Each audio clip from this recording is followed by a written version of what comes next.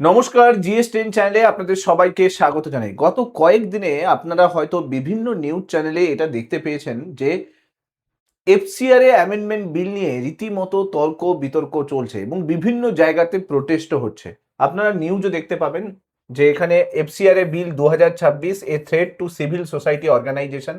মিজোরাম কংগ্রেস রীতিমতো ডিমান্ড করেছে যে এফসিআরএ যে অ্যামেন্ডমেন্ট বিল নিয়ে আসা হচ্ছে তার জন্য কিন্তু আলাদা করে একটা স্পেশাল সেশন নিয়ে আসার জন্য। এছাড়াও এই এফসিআরএ নিয়ে রীতিমতো কিন্তু প্রোটেস্টও হচ্ছে বিভিন্ন জায়গায়। কিন্তু প্রশ্ন হচ্ছে এই এফসিআরএ অ্যামেন্ডমেন্ট বিলটাই বা কি জিনিস? কেন এটা নিয়ে এত প্রোটেস্ট হচ্ছে? কেন মাইনরিটিরা রীতিমতো র্যালি করছে এই পুরো বিষয়টা নিয়ে? আর এই এফসিআরএ বিল কিন্তু খুব তাড়াতাড়ি পার্লামেন্টে পাস হতে চলেছে। তো সেটা নিয়ে এত বিতর্কই বা কেন হচ্ছে? আজকের এই ভিডিওতে ডিটেলসে দেখার চেষ্টা করব এই এফসিআরএ আইনটা কি জিনিস? কারা কারা এফসিআরএ ফান্ড পেতে পারে? কারা এফসিআরএ ফান্ড পায় না? কি সংশোধন নিয়ে আসা হচ্ছে এই এফসিআরএ যে অ্যামেন্ডমেন্ট বিলে? কেন সংশোধন নেওয়া হচ্ছে? বিশ্বের আর কোনো দেশে কি এইরকম কোনো আইন আছে? কেন এটা নিয়ে অনেক বেশি বিতর্ক চলছে?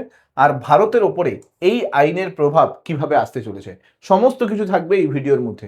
ভিডিওটা ভালো লাগলে অবশ্যই লাইক করে দেবেন, চ্যানেলটাতে নতুন হয়ে থাকলে সাবস্ক্রাইব করে নেবেন এবং অবশ্যই এই ভিডিওটাকে শেয়ার করতে ভুলবেন না। চলুন আমরা ফেজ বাই ফেজ বোঝার চেষ্টা করি। প্রথমে বোঝার চেষ্টা করি এই এফসিআরএ কি জিনিস। দেখুন, এফসিআর এর ফুল ফর্ম হচ্ছে ফরেন কন্ট্রিবিউশন রেগুলেশন অ্যাক্ট। এটার কথা অর্থ হচ্ছে যে বিদেশ থেকে যে সমস্ত সম্পত্তি, অর্থ, অনুদান যেগুলো ভারতের বুকে আসছে তার যে ব্যবহার, সেই ব্যবহারটাকে নিয়ন্ত্রণ করার জন্য এই এফসিআরএ নিয়ে আসা হয়েছে। কেন ব্যবহারটাকে নিয়ন্ত্রণ করার দরকার আছে? কারণ দেখুন, ভারতে বৈদেশিক প্রভাব যাতে প্রচুর পরিমাণে না তৈরি হয়, ভারতের সার্বভৌমত্ব যাতে নষ্ট না হয়, ভারতের যে নিরাপত্তা সেটা যাতে কোনোভাবে কম্প্রোমাইজ না হয়, তার জন্যই কিন্তু এই এফসিআরএ আইন নিয়ে আসা হয়েছে। আপনারা জানেন যে বর্তমানে ভারতের বুকে বিভিন্ন সংস্থা আছে, ট্রাস্ট আছে, এনজিও আছে, যারা বিদেশি কোম্পানি বা বিদেশে বসবাসকারী যে সমস্ত এনআরআইরা রয়েছে তারা কিন্তু প্রচুর পরিমাণে এই এফসিআর এর মাধ্যমে ভারতের বুকে টাকা পাঠাচ্ছে এবং সেই সমস্ত এনজিও, ট্রাস্ট বা বিভিন্ন অর্গানাইজেশনগুলো তারা কিন্তু ফরেনের এই সমস্ত টাকা দিয়ে বিভিন্ন ডেভেলপমেন্টাল ওয়ার্ক যেরকম করছে। আবার এখানে প্রশ্ন উঠছে ডিপ স্টেটের কথা, অর্থাৎ এই ফান্ডিং দিয়েই কিন্তু ভারতের বুকে বিভিন্ন সময় ইনস্টেবিলিটি নিয়ে আসার চেষ্টা করা হয়েছে। যেরকম আপনারা বিভিন্ন ধরনের প্রোটেস্টগুলো দেখতে পান, বিভিন্ন ধরনের আন্দোলনগুলো দেখতে পান, সেই আন্দোলনেরও কিন্তু খরচা এই এফসিআরএ ফান্ড দিয়ে আসছে। এটা কিন্তু নিউজে আসছে এবং ভারত সরকার চাইছে তাই এফসিআরএ ফান্ডটাকে রেগুলেট করতে। তো আশা করছি এই এফসিআরএ কি জিনিস এটা আপনাদের কাছে ক্লিয়ার হয়েছে। এবার আসি যে এফসিআরএ ফান্ডটা কারা পেতে পারে। দেখুন, এফসিআর এর রুলস কিন্তু বলা আছে যে বিভিন্ন এনজিওরা এই এফসিআরএ ফান্ড পেতে পারে, অর্থাৎ ফরেনের যে বৈদেশিক কোম্পানিগুলো যে অনুদান দেয় সেগুলো বিভিন্ন এনজিও পেতে পারে, বিভিন্ন ট্রাস্ট পেতে পারে, সোসাইটি পেতে পারে। সেকশন 8 একটা কোম্পানি অ্যাক্ট আছে, সেই অ্যাক্টের আন্ডারে যারা যে সমস্ত কোম্পানি আছে তারা পেতে পারে, যে কোনো ধর্মীয় প্রতিষ্ঠান যেগুলো রয়েছে তারা পেতে পারে, শিক্ষা প্রতিষ্ঠান পেতে পারে এবং বিভিন্ন সামাজিক এবং সাংস্কৃতিক যে সংগঠনগুলো রয়েছে তারাও কিন্তু এফসিআর এর মাধ্যমে টাকা পেতে পারে। রুলস কি আছে? এফসিআর এর মাধ্যমে আপনাকে টাকা পেতে গেলে আপনাকে কিন্তু সরকারের কাছে একটা রেজিস্ট্রেশন করতে হবে। সেই রেজিস্ট্রেশনটা 5 বছরের জন্য আপনাকে লাইসেন্স দেওয়া হয় যে সরকারি বৈদেশিক যে অনুদান সেগুলোকে কিন্তু পাওয়ার জন্য 5 বছরে আপনার কাছে রেজিস্ট্রেশন থাকে। 5 বছর শেষ হয়ে গেলে আপনাকে নতুন করে রিনিউয়াল করতে হয় এবং এই ফান্ডের যে টাকা এটা কিন্তু ডাইরেক্টলি ব্যাঙ্ক অ্যাকাউন্টে নেওয়া যায় না। তার জন্য সরকার একটা নতুন ব্রাঞ্চ বানিয়ে রেখেছে, এসবিআই এর মেন ব্রাঞ্চ যেটা আপনার দিল্লিতে রয়েছে। সেই ব্রাঞ্চে কিন্তু শুধুমাত্র এফসিআর এর অ্যাকাউন্ট খোলা যায় এবং সেই অ্যাকাউন্টে কিন্তু বিদেশি যারা তারা কিন্তু টাকা পাঠাতে পারে এবং সেই টাকা এই ফান্ডে এলে তারপরেই কিন্তু যে কেউ সেই টাকাটা কিন্তু তুলতে পারে। এখন প্রশ্ন হচ্ছে, আগে কিন্তু এই অ্যাকাউন্ট ছিল না। কিছুদিন আগে আমরা জানি 2020 সালে এই এফসিআরএতে অ্যামেন্ডমেন্ট নিয়ে আসা হয় এবং নিয়ে এসে বলা হয় যে এই পুরো ফান্ড কোথায় যাচ্ছে, কি যাচ্ছে সেটাকে দেখার জন্য পার্টিকুলার অ্যাকাউন্টেই কিন্তু পাঠাতে হবে যাতে সরকার দেখতে পায় যে কার কাছে কত টাকা যাচ্ছে। এবার প্রশ্ন হলো কারা পাচ্ছে, আপনাদের কাছে ক্লিয়ার হলো। কারা পেতে পারবে না, মানে এফসিআরএ ফান্ডের মাধ্যমে কারা টাকা পেতে পারবে না? প্রথম কথা, কোনো এমপি যদি হয় সে কিন্তু টাকা পেতে পারবে না। কোনো বিধায়ক যদি হয়, কোনো নির্বাচনী প্রার্থী যদি হয়, কোনো রাজনৈতিক দল, বিচারপতি, এবং সরকারি কর্মচারী, নির্বাচন কমিশনার এবং সংবাদপত্র বা নিউজ চ্যানেলের মালিক বা ইউটিউবে যারা কারেন্ট অ্যাফেয়ার্স রিলেটেড বড় বড় ভিডিও বানাচ্ছে, যারা পপুলার আছে, তারাও কিন্তু এই টাকা কোনোভাবে বৈদেশিক ফান্ড কিন্তু নিতে পারবে না। এটা কিন্তু রুলসে বলা আছে। অর্থাৎ নিতে পারবে কারা আর নিতে পারবে না কারা, সেই বিষয়টা আশা করছি ক্লিয়ার হয়েছে। তাহলে এখন আপনাদের কাছে আশা করছি এটা ক্লিয়ার আছে, এটা ক্লিয়ার আছে, এটা ক্লিয়ার আছে, কারা পারবে না সেটা ক্লিয়ার আছে। নাও এবারে আমাদেরকে বুঝতে হবে যে এই এফসিআর তে কি সংশোধন আসছে। দেখুন, এফসিআর তে সংশোধন, নতুন করে কিছু পরিবর্তন নিয়ে আসা হচ্ছে। কি পরিবর্তন? প্রথম কথা, যে রেজিস্ট্রেশন যদি না করে, কোনো একটা অর্গানাইজেশন যদি রেজিস্ট্রেশন না করে, তাহলে কিন্তু তার সম্পত্তি কিন্তু সরকার দখল করে নিতে পারবে। এটা মানে একটু আমি আপনাদেরকে বুঝিয়ে বলি। ধরুন কোনো একটা অর্গানাইজেশন বা এনজিও আছে, তার 5 বছরের লাইসেন্স আছে এফসিআর ফান্ডের মাধ্যমে টাকা নেওয়ার। 5 বছর শেষ হয়ে যাওয়ার পরে সে দেখা গেল নতুন করে লাইসেন্সটা রিনিউই করলো না। তো সেক্ষেত্রে সরকার বলছে সেই এফসিআর ফান্ডের মাধ্যমে যা কিছু ওই অর্গানাইজেশন করেছে, মানে ধরুন কোনো একটা স্টেডিয়াম বানিয়েছে, কোনো একটা এডুকেশনাল ইনস্টিটিউশন বানিয়েছে, বা কোথাও প্রচুর পরিমাণে খরচা করেছে, যে সম্পত্তিটুকু ওই অর্গানাইজেশন বানাবে সেগুলো পুরোটাকেই কিন্তু ক্যাপচার করে নেবে কে? সেন্ট্রাল গভর্নমেন্ট সেই পুরো সম্পত্তিটাকে ক্যাপচার করে নেবে। যদি কোনো অর্গানাইজেশন রিনিউয়াল না করে তবেই। তবে সরকার এটাও বলেছে যে ভবিষ্যতে যদি ওই অর্গানাইজেশন চায় আবার নতুন করে ফেরত পেতে, তাহলে সেটাও কিন্তু একটা প্রভিশন থাকবে। এছাড়া বলা আছে যে কোনো বৈদেশিক নাগরিক, তার কিন্তু ভূমিকার উপরে কড়াকড়ি নজর দেওয়া হবে। মানে এই যে সমস্ত অর্গানাইজেশনগুলো রয়েছে, এনজিও রয়েছে বা ট্রাস্ট রয়েছে, সেখানে কোনো বৈদেশিক নাগরিক কাজ করবে, সেই সমস্ত ফান্ডটাকে হ্যান্ডেল করবে, অ্যাজ এ ট্রেজারি বা অ্যাকাউন্টেন্ট হিসেবে থাকবে, এটা করা যাবে না। এটাও কিন্তু নতুন করে রুলস বানিয়ে দেওয়া হয়েছে, কারণ তাহলে কিন্তু তারা বৈদেশিক ফান্ডটা কিন্তু বেশি করে পেতে পারে, সেখানেও কিন্তু অনেক সমস্যা হতে পারে। কারণ আমি পরে গিয়ে আপনাদেরকে বোঝাবো কিভাবে এই ফান্ডকে কাজে লাগিয়ে দেশের মধ্যে ইনস্টেবিলিটি, আন্দোলন, প্রোটেস্ট, বিভিন্ন জিনিসগুলোকে ইউজ করা হয়েছে। এমনকি ইলেকশনেও এই টাকা প্রচুর পরিমাণে ইউজ হয়েছে, সেটা আমি পরে গিয়ে আমি আপনাদেরকে আরো বোঝাচ্ছি। এছাড়া বলা হয়েছে যে পরবর্তীকালে যা কিছু টাকা আসবে, যে সমস্ত অর্গানাইজেশনের কাছে টাকা আসবে, তার রিপোর্ট কিন্তু সেন্ট্রাল গভর্নমেন্টের কাছে রিপোর্টিং টাইম টু টাইম করতে হবে। কারণ সেটা যদি করা না হয় তাহলেও কিন্তু তার লাইসেন্সটা ক্যান্সেল করে দেওয়া হবে। অর্থাৎ কঠোর নজরদারির কিন্তু একটা ব্যবস্থা এই পুরো আইনের মধ্যে নতুন করে পরিবর্তন নিয়ে আসা হচ্ছে। দেখুন, পুরো এফসিআর আইনটাকে যদি দেখেন, অনেকবার পরিবর্তন করা হয়েছে। 1976 সালে প্রথম এফসিআর আইনটাকে নিয়ে আসা হয়। তারপরে আপনারা দেখতেই পাচ্ছেন একের পর এক নতুন করে পরিবর্তন নিয়ে আসা হয়, কঠোর কমপ্লায়েন্স নিয়ে আসা হয়, তারপরে রেজিস্ট্রেশন এবং রিপোর্টিং এর বিষয়ে নতুন করে রুলস অ্যাড করা হয়। তারপরে আপনারা দেখতে পাচ্ছেন এসবিআই অ্যাকাউন্টের কথা বলা হয় 2020 সালে, এবং তারপরে দেখতে পাচ্ছেন যে 2026 সালে নতুন করে আবার সংশোধন করা হচ্ছে এবং নতুন 3টে কন্ডিশন আবার নতুন করে অ্যাড করে দেওয়া হলো। সো আশা করছি বুঝতেই পারলেন যে কি কি সংশোধন আসছে, এই বিলটায় কি সংশোধন আসছে। কিন্তু প্রশ্ন অনেক বড় তৈরি হয়েছে যে কেন সংশোধন নিয়ে আসা হচ্ছে, এর পেছনে কারণ কি, কেন এই এফসিআর তে নতুন করে সংশোধনের দরকার পড়লো সরকারের। দেখুন, এর পেছনে কিন্তু অনেক গল্প কিন্তু আছে। কেন? দেখুন, প্রথমে আমি আপনাদেরকে মূল তথ্যটাকে বোঝানোর চেষ্টা করি যে কেন সংশোধন সরকার নিয়ে আসতে চাইছে। প্রথম কথা, না বিদেশি অর্থের প্রচুর পরিমাণে অপব্যবহার হচ্ছে, সেটাকে যাতে রোধ করা যায়। কারণ চায়না, ইউএস এরা চাইছে ভারতের বুকে ইনস্টেবিলিটি তৈরি করতে, যাতে ভারতের সরকার ঠিক মতো করে রুল করতে না পারে, যাতে ভারতের ইকোনমি ডাউনশিপে যায়। তাই জন্য তারা কিন্তু প্রচুর পরিমাণে ফান্ড ভারতের বুকে পাঠায়, এবং পাঠানোর পরে তারা সেই অর্থকে বিভিন্ন যারা যারা ভারতের দেশদ্রোহিতা করে তাদেরকে দিয়ে কাজে লাগায়, দিয়ে ভারতে কিন্তু ইনস্টেবিলিটি নিয়ে আসার চেষ্টা করে। এছাড়া কি ধর্মান্তকরণ, আপনারা জানেন যে ভারত একটা হিন্দুবাদী রাষ্ট্র, সেখানে কি হয় না, বিভিন্ন ধর্মকে প্রায়োরিটি দেওয়ার জন্য সেই ধর্মের চেঞ্জ করার চেষ্টা করা হয়। যেরকম আপনারা দেখতে পাবেন খ্রিস্টান মিশনারি বারবার নিউজে আসে যে জোর করে খ্রিস্টান ধর্ম করার জন্য সেখানে তাদেরকে টাকা দিয়ে খ্রিস্টান ধর্ম পালন করানো হচ্ছে। আবার অনেক জায়গায় দেখতে পাবেন যে জোর করে সেখানে খ্রিস্টানরা জোর করে গিয়ে সেখানে টাকা দিয়ে মানুষদেরকে প্রচুর পরিমাণে ধর্মান্তকরণের চেষ্টা করছে। এরকম নিউজ প্রচুর পেয়ে যাবেন। আবার এটাও দেখতে পাবেন যে প্রচুর পরিমাণে যে নকশালরা, মাওবাদীরা, তারা কিন্তু এই ফরেন ফান্ডিং পায় ভারতের বুকে বিভিন্ন ধরনের দুর্ঘটনা করানোর জন্য। সেটা জ্ঞানেশ্বরী এক্সপ্রেস হয়ে যাক বা বিভিন্ন যে রেল দুর্ঘটনাগুলো ঘটে, সেগুলো কিন্তু বেশিরভাগ সময় নিউজে উঠে এসছে যে এর পেছনে কিন্তু যে বৈদেশিক যে অর্থ, সেটাকে কিন্তু প্রচুর পরিমাণে ব্যবহার করা হয়েছে। এছাড়া আপনারা জানেন যে ভারতের রাজনীতিতে বৈদেশিক অর্থের প্রভাব কিন্তু প্রচুর।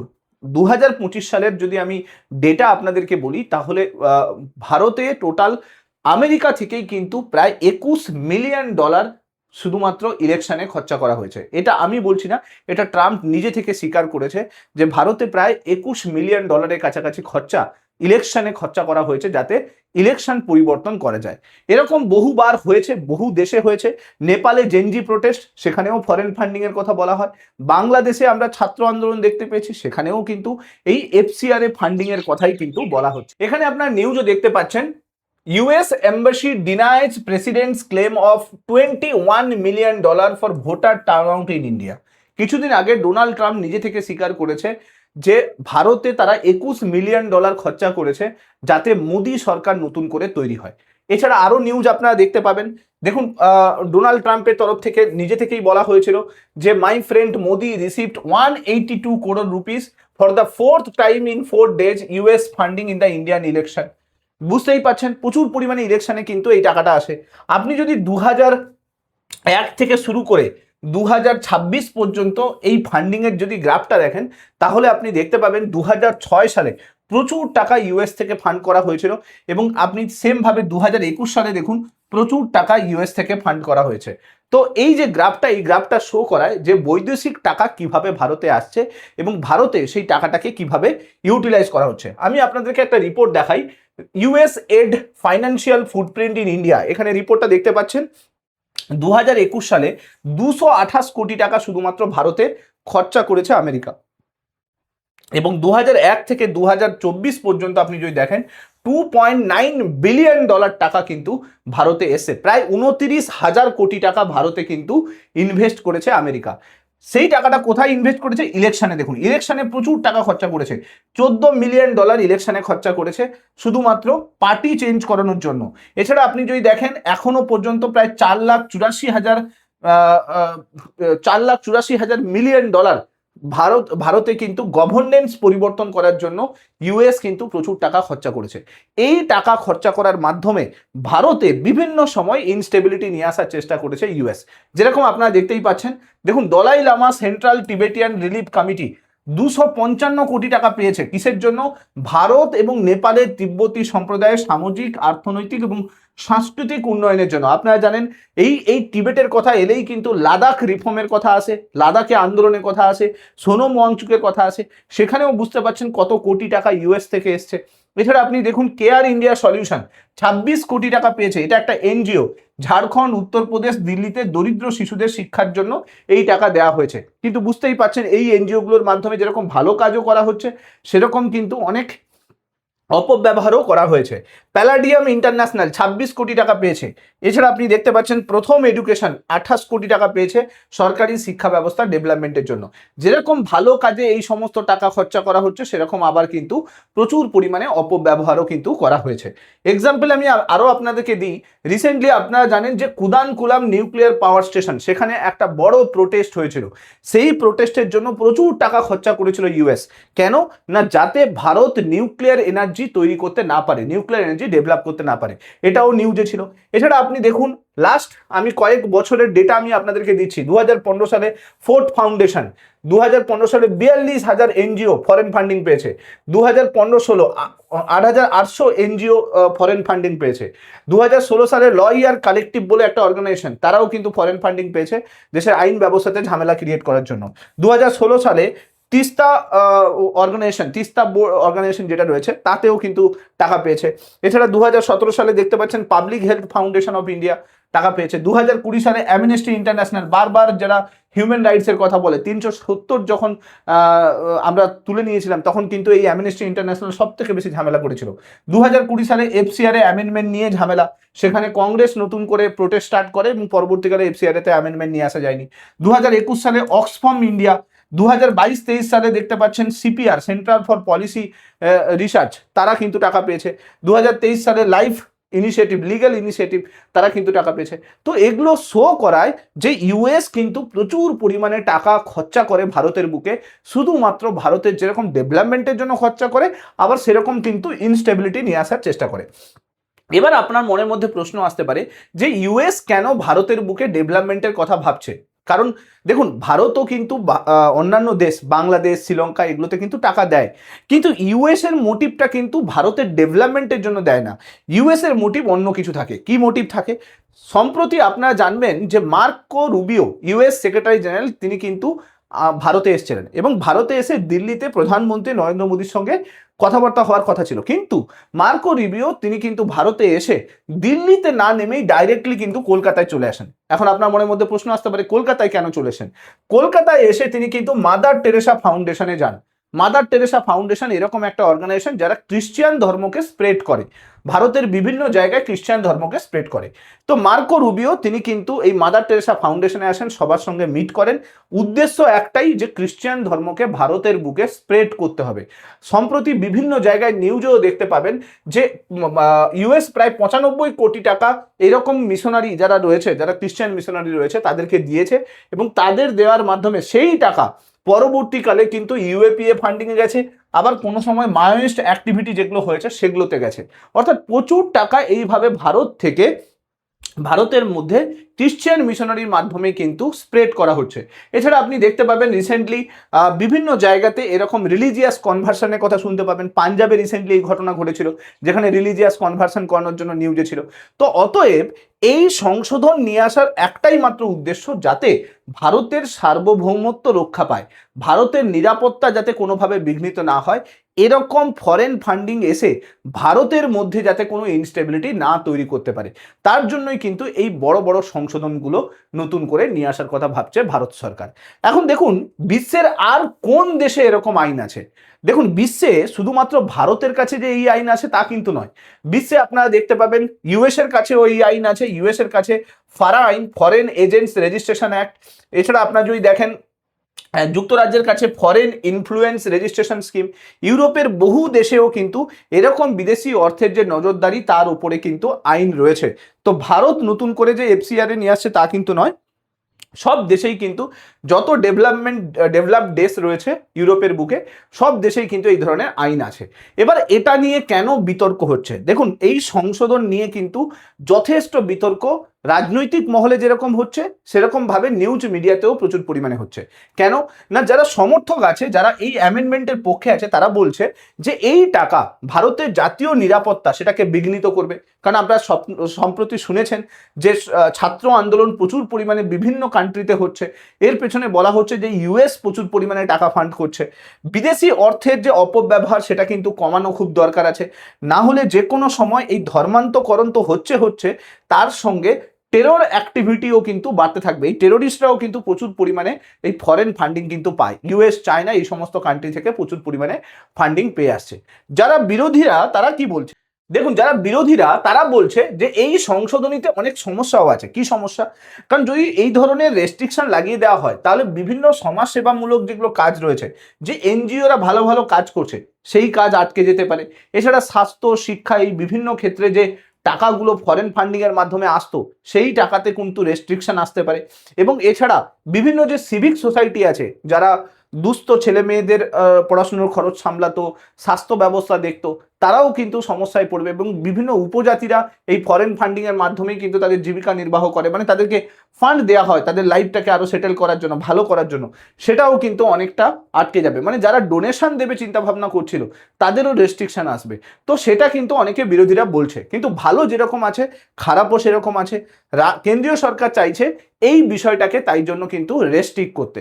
সো আশা করছি এই যে পুরো পার্টটা আপনাদের কাছে ক্লিয়ার হলো, এফসিআর এ কি জিনিস, কারা ফান্ড পেতে পারে, কারা পেতে পারে না, কেন সংশোধন আসছে, কি সংশোধন আসছে, বিশ্বের আর কোন কোন দেশে এই আইনটা আছে, আর বিতর্ক কেন হচ্ছে। আশা করছি এগুলো পুরো ক্লিয়ার হলো। এবার আসি ভারতের ওপরে এর কি প্রভাব আসতে পারে। দেখুন, আমাদের মূল লক্ষ্য হচ্ছে বৈদেশিক টাকা যাতে ভারতে আসুক, ঠিক আছে, কিন্তু সেটাতে যাতে নিয়ন্ত্রণ থাকে, একটা রেগুলেশন থাকে। কারণ যদি রেগুলেশন না হয় না, তাহলে আপনি বিভিন্ন সময় নিউজে দেখতে পাবেন যে বিভিন্ন আন্দোলন, বিভিন্ন প্রোটেস্ট হচ্ছে, সেটা শুধু কোনো রিজন খুঁজে পাবেন না। কারণ দেখুন, এই নিটের কথাই ভাবুন, এখন নিটের পেপার লিক হচ্ছে, এটা খুব খারাপ জিনিস, কিন্তু নিট পেপার তো অনেক আগে লিক হয়েছে। কেন তখন আন্দোলন বড় করে হয়নি? কেন তখন ছাত্র আন্দোলন এত বড় করে ইস্যু তৈরি হয়নি? কারণ কারণটাই এটাই যে এখানে কোথাও না কোথাও ডিপ স্টেটের চিন্তাভাবনা আছে।